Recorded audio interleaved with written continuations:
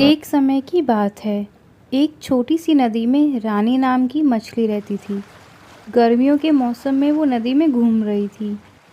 घूमते घूमते उसने देखा कि एक घर के आंगन में बड़ा सा आम का पेड़ है। उस आम के पेड़ पर बहुत सारे पके हुए आम लगे हुए थे। रानी ने सोचा कि वो पेड़ से चुपके से आम तोड़ेगी और उसे घर ले जाकर अपनी माँ टूना के साथ बड़े मज़े से खाएगी। रानी ने ढेर सारे आम तोड़े और अपने घर की ओर चल पड़ी। घर जाकर उसने अपनी माँ को सारे आम दिखाए और कहा, देखिए माँ, ढेर सारे पके हुए आम।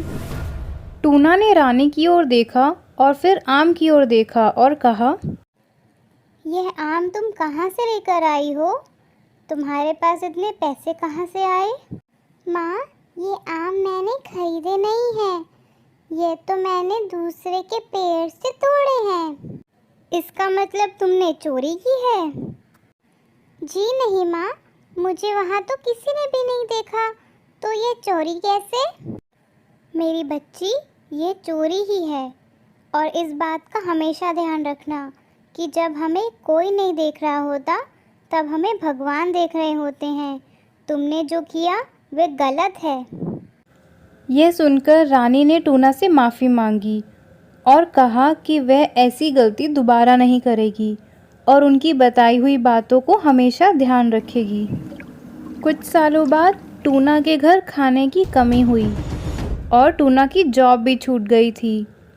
एक दिन टूना ने रानी से कहा कि तुम मेरे साथ चलो, हमें खेत से कुछ धान काट कर लाना है। हम धान दूसरे के खेत से काटेंगे।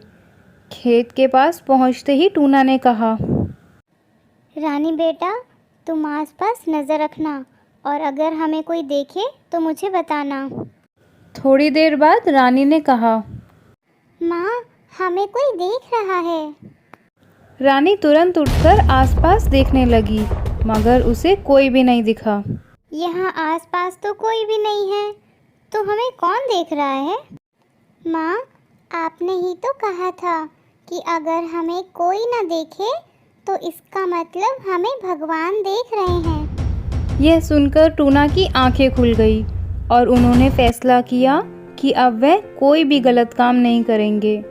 और कुछ दिनों बाद टूना को एक नई जॉब मिल गई और वो फिर से खुशी खुशी रहने लगे। तो बच्चों, इस कहानी से हमें क्या सीख मिली? हमें कभी भी कोई भी गलत काम नहीं करना चाहिए। हमें कोई देखे या ना देखे, मगर भगवान सब देखते हैं।